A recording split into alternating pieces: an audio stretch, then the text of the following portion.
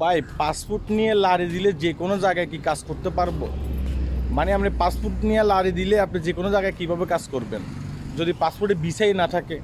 হ্যাঁ, আর ভিসা থাকলেও অনেক ক্ষেত্রে আপনি যে কোনো জায়গায় কাজ করতে পারবেন না। কেন আপনি যে কোনো জায়গায় কাজ করতে পারবেন না? কথাগুলো একটু মন দিয়ে শুনেন।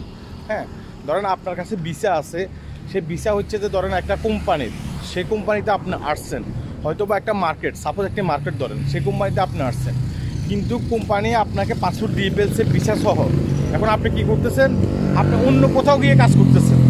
এখন অন্য কোথাও গিয়ে যদি আপনি কাজ করেন তাহলে কি আপনাকে যদি হয়তো পুলিশ ধরছে, গ্রেপ্তার করছে, হ্যাঁ, এবং ইমিগ্রেশন ধরে আপনাকে জিজ্ঞাসা করবে যে তোমার এই ইয়ে কোথায়, পারমিট হচ্ছে যে একটা কোম্পানির, তাহলে তুমি এখানে কেন কাজ করতেছো, এটা অনেক ক্ষেত্রে আপনাকে বলতে পারে। এখন আপনি যদি উত্তর না দিতে পারেন, হ্যাঁ, এবং কি তারা দেখবে যে এই বিষয় হচ্ছে একটা কোম্পানির ভিসা, কারণ আপনি ভিসার গায়ে লেখা থাকে যে আপনি কোন কোম্পানিতে বাংলাদেশ থেকে আসছেন। বুঝতে পেরেছেন? আপনি কোন কোম্পানিতে বাংলাদেশ থেকে আসছেন। এখন ওই কোম্পানির যদি অ্যাড্রেস লেখা থাকে তখন আপনাকে জিজ্ঞাসা করবে তুমি আসছো এক কোম্পানিতে, তুমি কাজ করছো আরেক কোম্পানিতে, তাহলে মানে কীভাবে হবে? তখন তো আপনি গ্রেপ্তার, তাই না? এখন ভিসা থাকা সত্ত্বেও অনেক ক্ষেত্রে আপনাকে কী করবে? গ্রেপ্তার করে নিয়ে যাবে। ধরেন আপনি কনস্ট্রাকশন ডিফাইডে আসছেন কাজ করার জন্য এক কোম্পানিতে, এখন আপনি তারপরেও যদি অন্য একটা কোম্পানিতে গিয়ে কনস্ট্রাকশনের কাজ করেন, সেখানেও কিন্তু অনেক ক্ষেত্রে আপনি ধরা পড়তে পারেন। কারণ আপনি যে কোম্পানির নামে আসছেন, কনস্ট্রাকশনে কাজ করতেছেন, সেই কোম্পানির নামে ভিসা করা হয়েছে। এখন আপনি যদি অন্য একটা প্রজেক্টে গিয়ে অন্য একটা কোম্পানিতে সেম কাজটাই করেন, কনস্ট্রাকশনের কাজটাই করেন, তারপরে কিন্তু আপনি ধরা পড়বেন। কেন ধরা পড়বেন?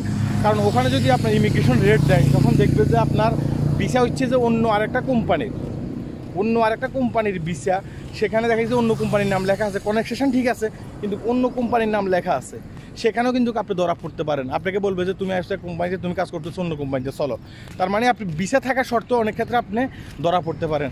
এখন আপনি শুধু পাসপোর্ট নিয়ে ফালিয়ে গেলে যে আপনি ধরা পড়বেন না, বিষয়টা তা না। এগুলো মানুষের ভুলভাল বুঝায়, ঠিক আছে?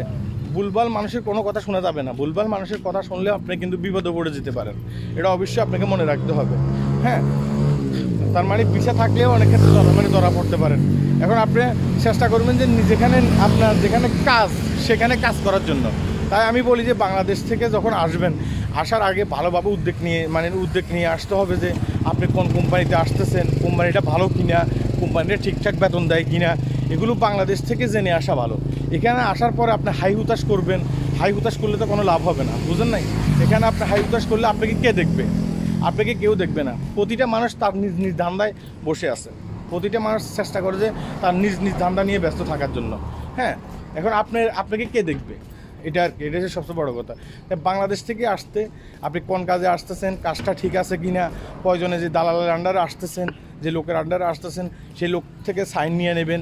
হ্যাঁ, তার ফর্ম টরম পূরণ করে নেবেন। ফর্ম টরম পূরণ করে নিলে সেই লোকটা যেন ভবিষ্যতে আপনার সাথে বেইমানি না করতে পারে, নয়তো আপনার সাথে বেইমানি করবো। আর একটা কথা বলি, আমাদের বাংলাদেশে থেকে অনেকগুলো শ্রমিক আসতে চাইছিল কিছুদিন আগে, তারা কিন্তু এয়ারপোর্টে ধরা পড়ছে। এয়ারপোর্ট থেকে আর এখানে আসতে পারে নাই। হ্যাঁ, মালয়েশিয়ান গভর্নমেন্ট আর তাদেরকে অ্যাকসেপ্ট করে নাই, বিধে তারা আসতে পারে নাই।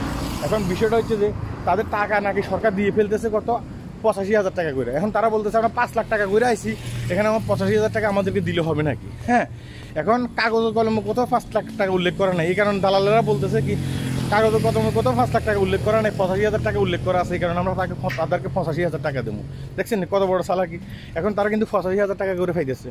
তাই আমি বলবো যে আগামীতে যারা মালয়েশিয়াতে আসতে চাচ্ছেন, হ্যাঁ, আপনারা একটা কাজ করবেন, আপনারা ঠিকঠাক সাইন দিয়ে আসবেন। দালালকে যদি কখনো টাকা দেন, ব্যাংকের মাধ্যমে টাকা দেবেন, যেন পরবর্তীতে আপনার টাকা দিয়ে 900 যেন না করতে পারে। হ্যাঁ, আপনার ব্যাংক কার্ডের মাধ্যমে প্রমাণ হবে যে আপনি যে ব্যাংকের মাধ্যমে যারা টাকা দিয়েছেন সে টাকার রিসিট থাকবে। এগুলো কিন্তু অবশ্যই মনে রাখতে হবে। এগুলো যদি আপনি যাচাই বাছাই নাই করেন, তাহলে কিন্তু ভাই মালয়েশিয়াতে আসার পরেও কিন্তু বিপদে পড়ে যাবেন। অনেকে কিন্তু কাজের কথা বলতেছেন, ভাই কাজ আসেনি, এই মুহূর্তে কিন্তু কাজ নেই। হ্যাঁ, কাজ থাকলে অবশ্যই কিন্তু আমি জানাবো। হ্যাঁ, সবাই ভালো থাকবেন আর ভিডিওগুলো শেয়ার করবেন। আল্লাহ হাফেজ।